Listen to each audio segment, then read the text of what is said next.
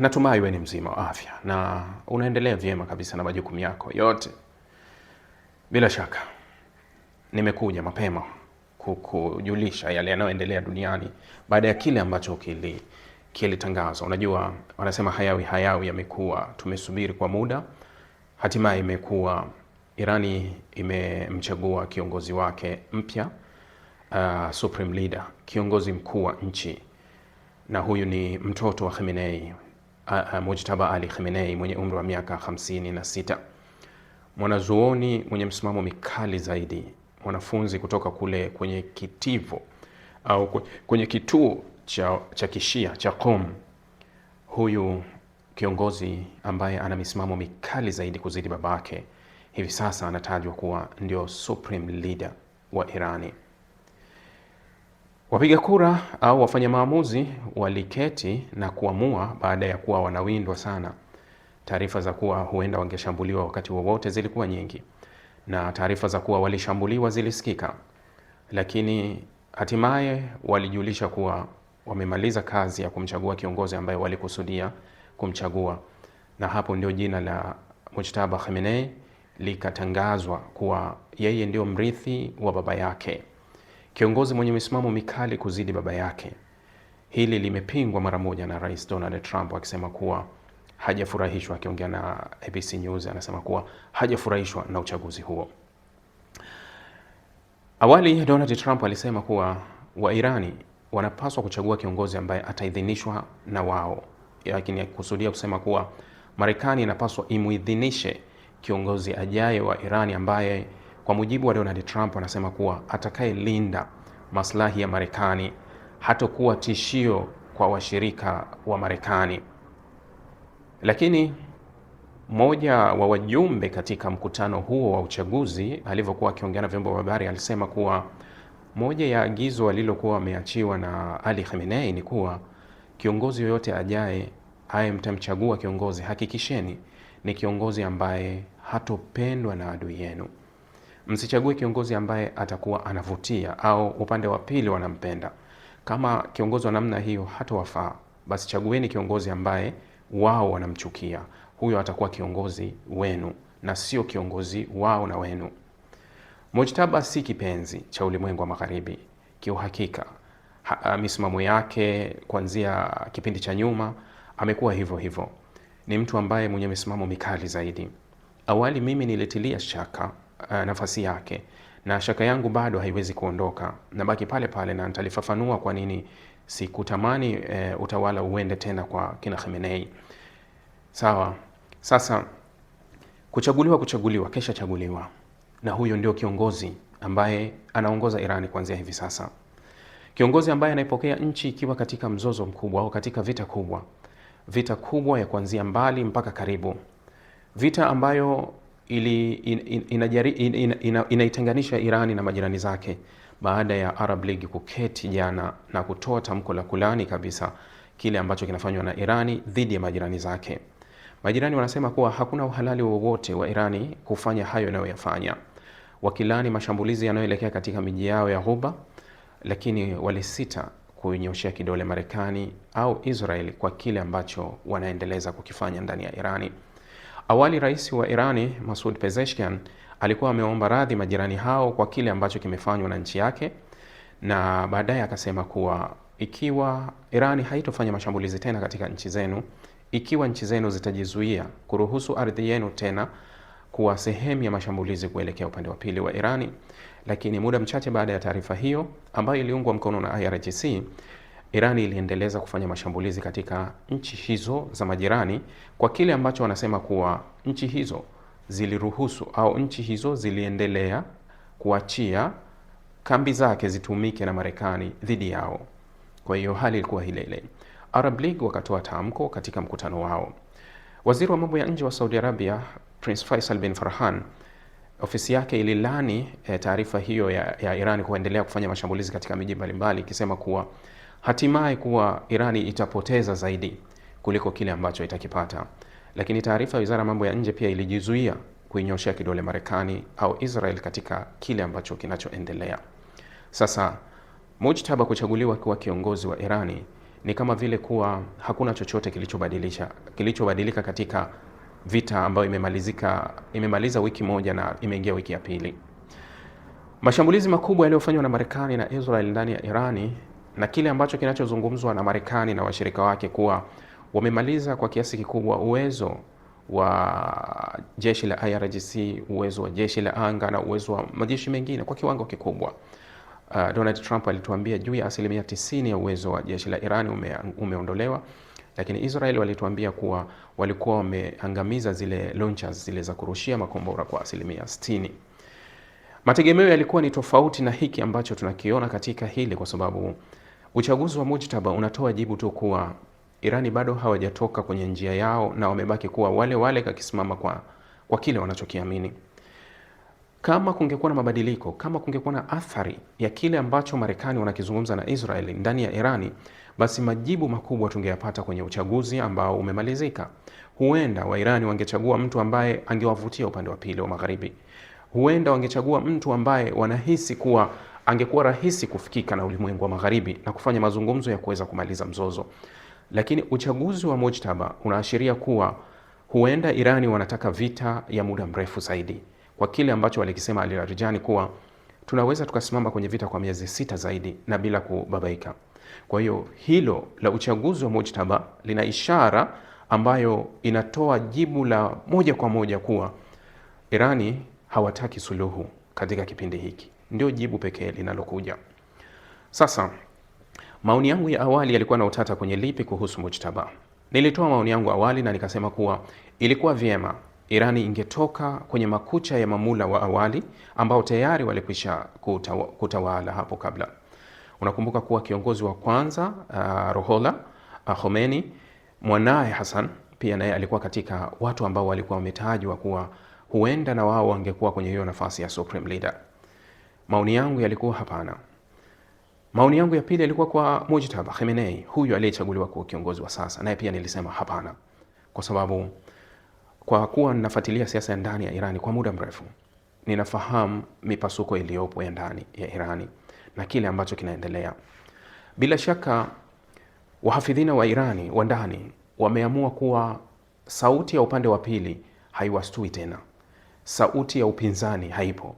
Labda wameashiria kuwa hakuna tishio tena lolote la upande wa pili, lakini kwangu mimi haya ni swala la muda, kwa sababu umri wa supreme leader wa sasa miaka 56 ni umri wa bado kijana. Kwa umri ni bado kijana, kwa hiyo anaweza akabaki kuwa kiongozi kwa muda mrefu zaidi, kwa miaka mingi, kwa sababu babake alitawala nchi toka mwaka 89, zaidi ya miaka 36 ameongoza Irani akiwa supreme leader. Kwa hiyo unaweza ukapata picha ya jibu kuwa Irani inaweza ikabaki chini ya supreme leader huyu wa sasa kutokana na umri wake na afya Mungu atakayomjalia.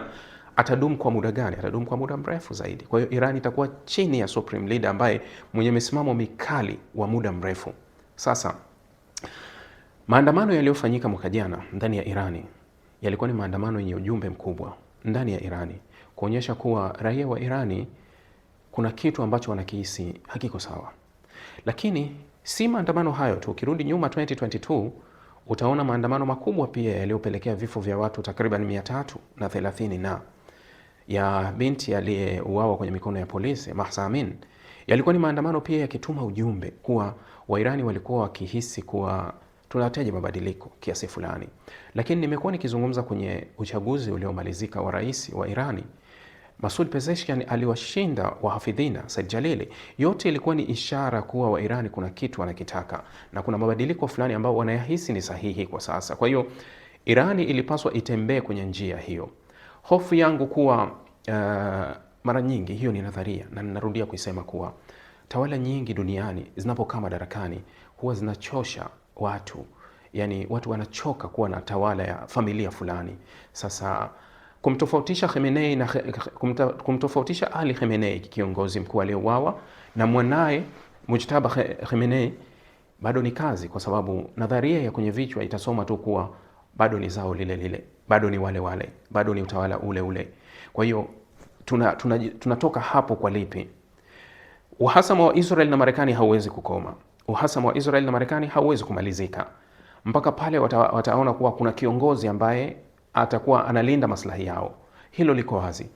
Sikutarajia au sikusema kuwa lazima Irani wachague kiongozi atayelinda maslahi yake. Hapana, Irani walipaswa wachague kiongozi ambaye atalinda maslahi ya Irani, lakini Irani walipaswa kuchagua kiongozi ambaye atatuliza mioyo ya Wairani, kwa sababu naona kuwa tishio ambalo Irani wanahisi labda si kubwa sana, wanaweza kulidhibiti, ambalo la ndani huenda likawa tishio kubwa sana hapo baadaye, sio kwa sasa. Hapo kwa baadaye linaweza likaja kuwa tishio kubwa sana, kwa sababu kutokuridhika kutaendelea kuwa kukubwa. Na hii kutokana na nini? Kile ambacho kinasoma kwenye kichwa cha watu kuwa wanasema mvinyo ni ule ule, chupa imebadilishwa, lakini mvinyo ni ule ule. Inawezekana kwa mvinyo ni ule ule na chupa tu imebadilishwa kuja pale. Kwa hiyo kuna kile ambacho kitasoma kwenye tafsiri ya watu wa Irani kuwa bado tunaishi kwenye utawala wa Khamenei ule ule. Sasa kwa sasa ni vigumu kuliona, kwa sababu Wairani wameifundisha dunia kitu kimoja, kuwa hawa ni watu wanaoweza kuwa kwenye umoja pale yanapotokea matatizo. Na ndio maana licha ya tofauti zao na mipasuko yao kwa muda mrefu ambao tunaifahamu, bado katikati ya mzozo wameonekana wameungana sana, wamekuwa kitu kimoja kwa kiwango kikubwa. Lakini hili linategemea na nafasi, kwa sababu Wairani wengi wanaamini kuwa tunayo matatizo ya ndani, lakini hatuwezi kuamuliwa na yoyote kuhusu kutatua matatizo yetu. Hilo wanakubaliana kuwa tunaweza tukaamua kutatua matatizo yetu sisi wenyewe bila kushirikisha watu wa nje. Hilo wanakubaliana wa Iran, na Wairani wengi wanaamua kuhusu hilo kuwa hatuwezi kuingiliwa kuhusu hiki. Na ndio kitu pekee ambacho wanaweza kusema kuwa kina support, au kitu pekee ambacho kinaendelea kwa sasa ndani ya Iran, kuwa watu wameshikana katika njia ambayo wanaiamini kuwa hii ni njia yetu sote, hii ni hatima yetu sote, tunaenda kubaki kwenye hii njia. Sasa baada ya kumalizika hili, kwa sababu hamna vita isiokuwa na mwisho, watapigana, watamaliza, wataua, watu watauawa, watu watapata hasara, kila kitu kitatokea, lakini mwisho wa yote watakuja kuketi kwenye meza na kuzungumza na kujaribu kumaliza haya matatizo. Na pale matatizo yatapomalizika kutoka nje, chokochoko ya ndani itakuwa nyepesi sana kulipuka, kwa sababu kutokuridhika kutakuwa ni kukubwa.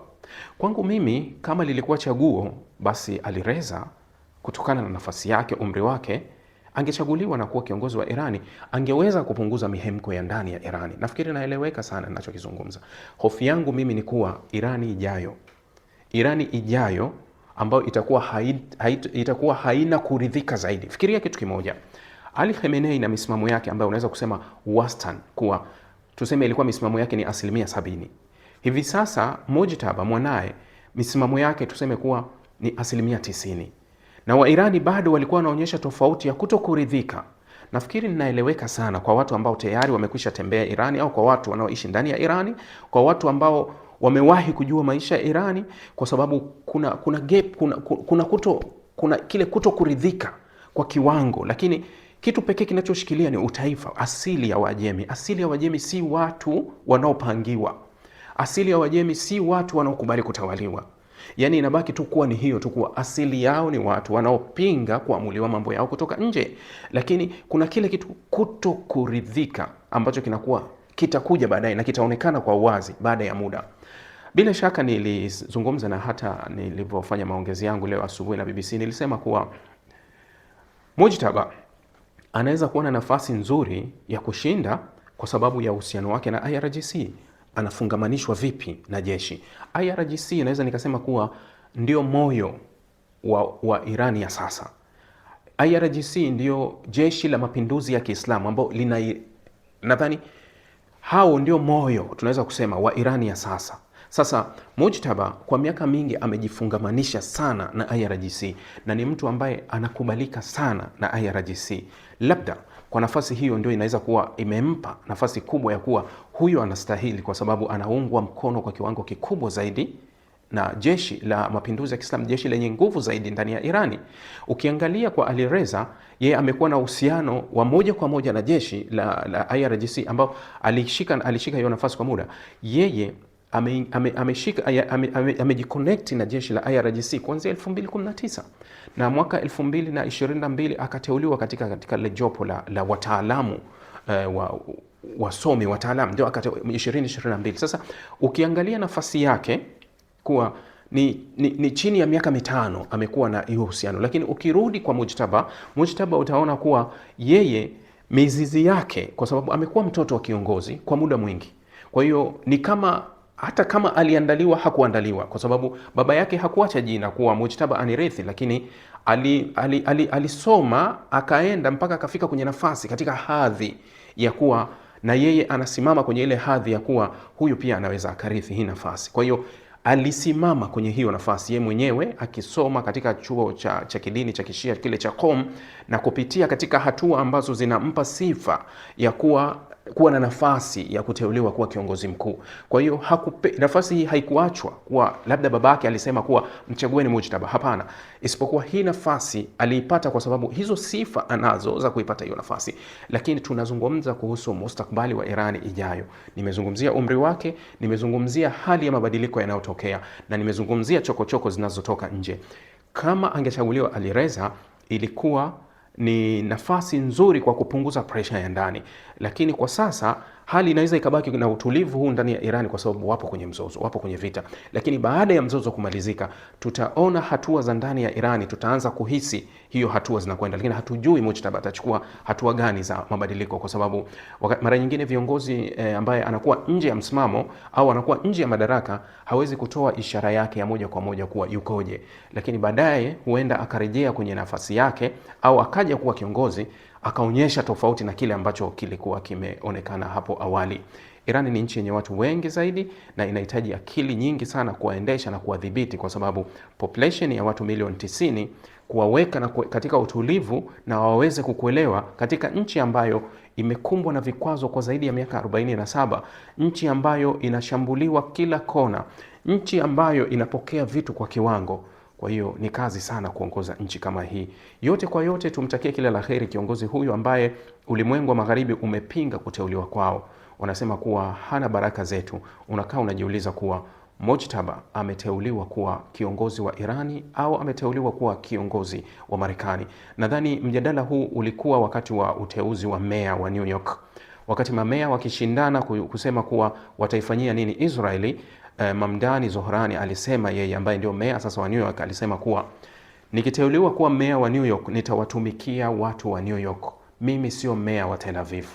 Nadhani alimaliza hapo na kura zote zikaelekea upande wake. Kwa hiyo Mujtaba ni kiongozi wa Irani, sio kiongozi wa Marekani wala Israeli.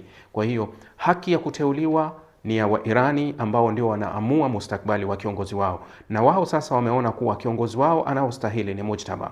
Tuwatakie kila la kheri. Marekani na Israeli hawana haki yoyote ya kisheria ya kufanya maamuzi dhidi ya kiongozi ambaye hawahusu wala hausiki na wao. Wao wanayo haki juu ya viongozi wao, lakini hawana haki yoyote ya kisheria ya kuwapangia wa Irani wawe na kiongozi wa aina gani. Jamani, nimekuja kidogo kuzungumza kuhusu kile ambacho nilikizungumza awali kuhusu Mujtaba, lakini asanteni sana na ninawashukuru.